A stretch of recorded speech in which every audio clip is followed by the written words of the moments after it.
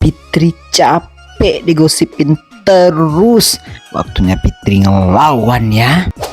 Aduh, sakit kali loh.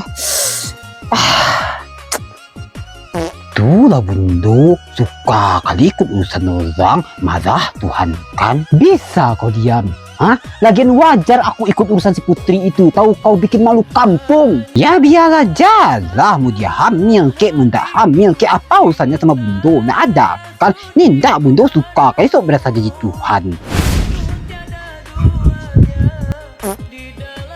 Loh. Kok udah kempes aja perut kau Putri? Emang kenapa kalau perut Putri kempes? Orang kemarin masuk angin doang kok. Hajar terus ke Putri. Makanya jangan suka kemakan omongan orang. Udah tua kan? Kurang-kurangi ya sifat iri dan dengki. Sayang loh sama sisa umur.